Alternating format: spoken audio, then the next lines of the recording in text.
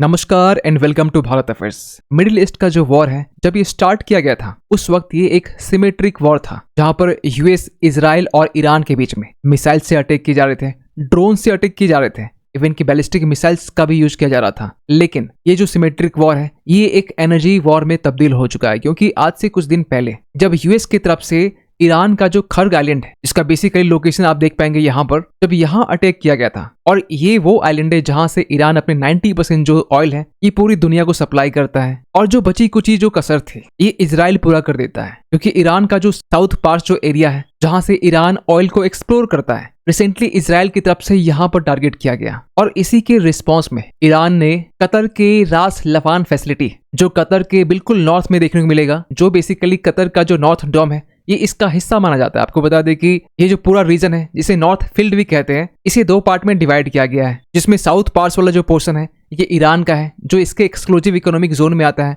और जो नॉर्थ डोम है ये कतर के हिस्से में आता है। तो जब ईरान की तरफ से कतर की रास लफान फैसिलिटी के ऊपर में अटैक किया जाता है, जिसको लेकर ये कहा जाता है कि कतर सिर्फ इस गैस फैसिलिटी से भारत को 41% एलएनजी सप्लाई करता है, और इसको लेकर पीएम मोदी की तरफ से भी कंडेम किया गया। आप यहाँ पर भी देख पाएंगे, PM Modi condemns energy infrastructure attacks, expresses solidarity with Qatar. और आपने इसके पहले ये भी देखा होगा कि जब इजराइल की तरफ से और यूएस की तरफ से ईरान के जो स्कूल्स हैं, जहां पर छोटी छोटी जो बच्चियां हैं वो एज ए शेल्टर के तौर पे स्टे कर रही थी, उनके ऊपर में अटैक किया गया, तो उस वक्त भी भारत की तरफ से इस चीज को कंडेम किया गया था। लेकिन रास लफान फैसिलिटीज के ऊपर में अटैक करना, स्ट्राइक करना, इसके बाद ये कहा जा रहा है कि कतर का जो 70% एलएनजी कैपेसिटी है ये अब कतर प्रोड्यूस नहीं कर पाएगा। मींस अगर एनुअली देखा जाए तो कतर को अब यहाँ पर हर साल $20 बिलियन का नुकसान होने वाला है। आप यहाँ पर देख पाएंगे इसके रिगार्डिंग जो आर्टिकल्स है, कतर 70% एलएनजी कैपेसिटी गोन, 20 बिलियन लॉस, और इसके कारण यूरोपियन कंट्रीज के साथ साथ जो एशिया कंट्रीज हैं ये भी इम्पैक्ट होने वाले हैं। लेकिन सबसे बड़ा इसका इम्पैक्ट होगा पाकिस्तान के ऊपर में। पाकिस्तान जो अपने एलएनजी सप्लाईज को लेकर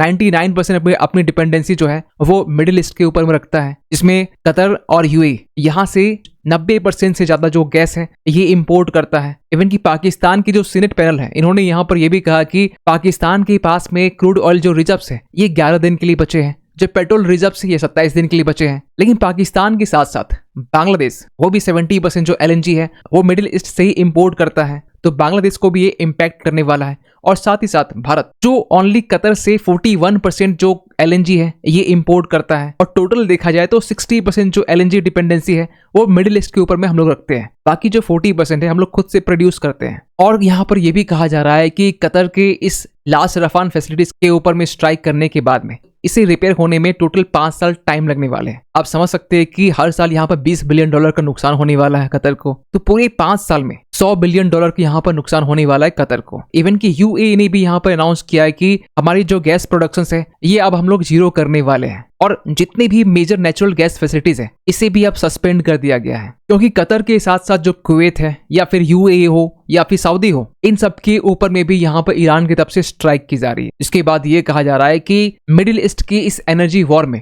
ईरान आज के टाइम में जीतता हुआ दिखाई दे रहा है, और ये तब हो रहा है जब ईरान के सुप्रीम लीडर इन्हें यहाँ पे एलिमिनेट किया गया है। इवन की रिसेंटली आईआरजीसी के जो स्पोक्स पर्सन है इन्हें भी यहाँ पे एलिमिनेट किया गया है। इसके बाद भी ईरान यूएस और इजराइल से आंख मिलाकर बात कर रहा है। तो इन्हीं सब चीजों को लेकर हम लोग इस वीडियो में डिटेल से बात करने वाले, लेकिन बात करते शुरुआत से। तो ईरान के सुप्रीम लीडर आयतुल्लाह अली खामनी को एलिमिनेट करने के बाद में यूएस को ये लग रहा था कि ईरान अब घुटने में आ सकता है, लेकिन ऐसा कुछ हुआ नहीं। आयतुल्लाह अली खामनी के जो बेटे हैं मुज्तबा खामनी, ये नेक्स्ट सुप्रीम लीडर बनते हैं ईरान के। ईरान इसके बाद में स्ट्रेट ऑफ हॉर्मुज को यहाँ पर ब्लॉक भी करता है। लेकिन जैसे इजराइल की तरफ से साउथ पार्ट्स, जो कि ईरान के एक्सक्लूसिव इकोनॉमिक जोन में आता है, यहाँ पर जब स्ट्राइक करता है, और इसके पहले भी यूएस की तरफ से जब खर्ग आइलैंड यहाँ पे स्ट्राइक की जाती है, ईरान इस चीज को लेकर रिटेलिएट करता है, जहां कतर के रास लफान इंडस्ट्रियल जो सिटी है इन्हीं टारगेट बनाया जाता है। इसके बारे में ये कहा जाता है कि ये कतर के एनर्जी एक्सपोर्ट का एक हार्ट माना जाता है, दिल है ये। और कतर के बारे में आप और हम ये भी जानते हैं कि ये वर्ल्ड का मोस्ट रिलायबल सप्लायर रहा है एलएनजी के मामले में, क्योंकि एलएनजी का सबसे बड़ा जो प्रोडक्शन है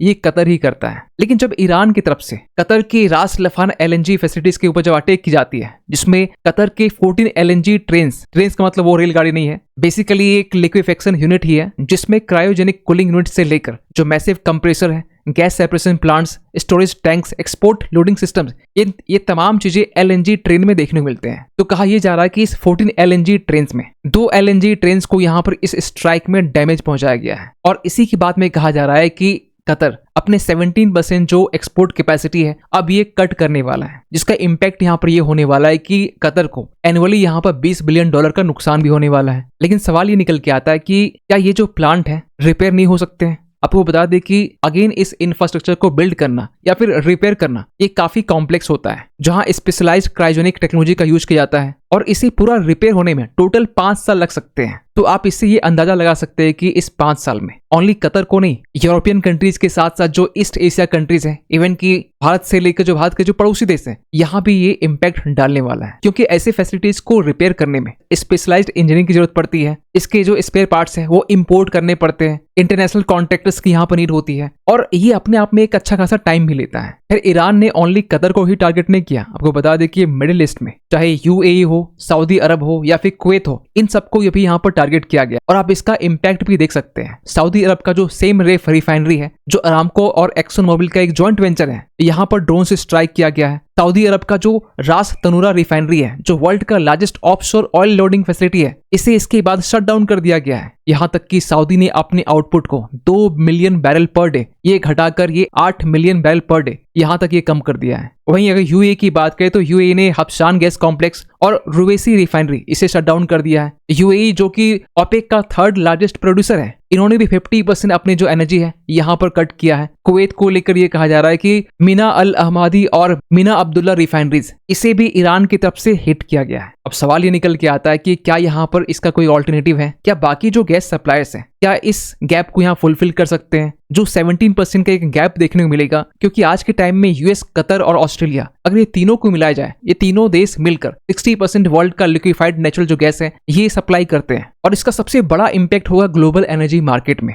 जहां पर 5.8 मिलियन टन जो गैस है वो मंथली शॉर्टफॉल देखने को मिलेगा। और क्योंकि यूएस वर्ल्ड का लार्जेस्ट एक्सपोर्टर भी है, तो उनकी जो फैसिलिटीज है ये लॉक है और यूएस में एक पॉलिटिकल प्रेशर भी देखने को मिलता है। लेकिन इसके अलावा भी बाकी जो अल्टरनेटिव ग्लोबल सोर्सेस हैं, चाहे नाइजीरिया हो, अल्जीरिया हो या फिर बाकी अफ्रीकन कंट्रीज हो, क्या ये इस गैप को फुलफिल कर सकते हैं? तो आपको पहले बता दें कि इन सब कंट्रीज के साथ साथ अगर यूएस भी थोड़ा कंट्रीब्यूट कर दे तो यहाँ पर 5.8 मिलियन टन का जो गैस है ये नंबर अचीव नहीं कर सकता है। तो ये कितना कर सकता है? तो ये नंबर है 2 मिलियन टन के आसपास में, जो कि इस नंबर का 40% भी नहीं है। और ग्लोबल लिक्विफिकेशन जो प्लांट्स हैं, जो बेसिकली गैस को लिक्विड में टर्न करते हैं, ये 95 से लेकर 98% ये खुद के लिए यूज करते हैं। और रही बात ऑस्ट्रेलिया की, तो ऑस्ट्रेलिया की एक डोमेस्टिक फर्स्ट पॉलिसी है, जिसमें यह कहा गया है कि 15 से लेकर 25% ये अपने डोमेस्टिक मार्केट के लिए यहाँ पर रिजर्व रखेंगे। वैसे हाल ही में ऑस्ट्रेलिया ने यहाँ पर भारत को ऑफर किया है कि हम आपको एलएनजी सप्लाई करने वाले हैं, लेकिन फिलहाल अभी ये ऑन द पेपर है। लेकिन अफ्रीकन कंट्रीज को लेकर एक समस्या यहाँ पर और भी है, वो है फीड गैस इशू का, जिसमें एक्चुअली होता ये है कि नाइजीरिया, अल्जीरिया जैसे जो कंट्रीज हैं, इनके पास में इंफ्रास्ट्रक्चर प्लांट तो है, लेकिन इनके पास रॉ मटेरियल नहीं है। इन शॉर्ट कहे तो ये फीड गैस इशू को यहाँ पर फेस कर रहे हैं, क्योंकि विदाउट रॉ मटेरियल आप गैस को कैसे प्रोड्यूस करेंगे? और इन सब का जो इम्पैक्ट है ये हमें पूरी दुनिया में देखने को मिलेगा, जिसमें एशिया के साथ साथ यूरोपियन कंट्रीज भी यहाँ पर हिट होने वाला। आपको बता दें कि ईयू ने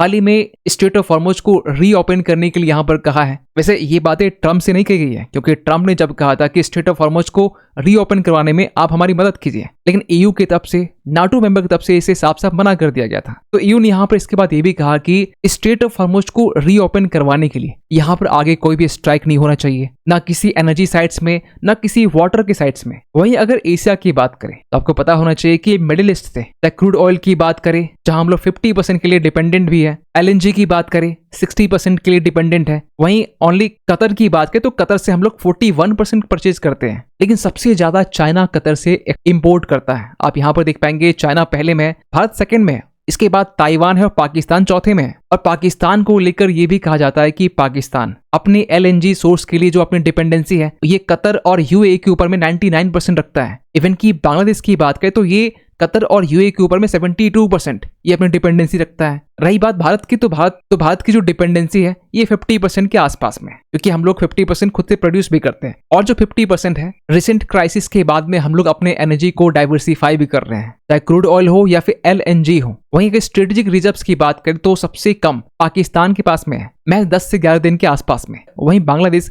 16 डेज के लिए है, लेकिन हमारे पास में 65 से लेकर 70 डेज के स्ट्रेटेजिक रिजर्व्स हैं। लेकिन बांग्लादेश और पाकिस्तान जैसे जो देश हैं, जहां अगर पाकिस्तान की बात करें तो पाकिस्तान आज के टाइम में इकोनॉमिक क्राइसिस से जूझ रहा है, इन्फ्लेशन चरम सीमा में है। वहीं बांग्लादेश की बात करें तो बांग्लादेश के जो टेक्सटाइल्स हैं, जो एग्रीकल्चर है, ये एनर्जी के ऊपर में ज्यादा डिपेंडेंट है। और रिसेंटली बांग्लादेश को लेकर हमने ये भी बताया कि मिडिल ईस्ट से जो भी क्रूड ऑयल के टैंकर हैं, जो LNG के जो टैंकर्स हैं, ये बांग्लादेश पहुंच ही नहीं रहे हैं। और इसको लेकर जो बांग्लादेश है, ये अब भारत से भीख मांग रहा है। जहां हमने पहले की वीडियो आपको ये बताया था कि बांग्लादेश जो है ये भारत से 90,000 जो टन है ये डीजल की डिमांड कर रहा है, जिसमें हम लोग 5,000 टन जो डीजल है ये एक्सपोर्ट भी करती है। तो हो सकता है कि जो बांग्लादेश है ये अब भारत से LNG के लिए गुहार करे। और ये कहना गलत है कि भारत के ऊपर में इसका कोई इम्पैक्ट नहीं होगा। आपको बता दें कि ऑलरेडी हम लोग LPG को लेकर जो टेंशन है ये ऑलरेडी फेस कर रहे हैं। जहां हमने रिसेंटली डेटा देखा कि 5.5 मिलियन ऑर्डर किए जाते थे, ये सडनली कुछ दिनों में ये 40% तक ये बढ़ चुके हैं। आप समझ सकते हैं कि ये जो नंबर है ये 8.5 लाख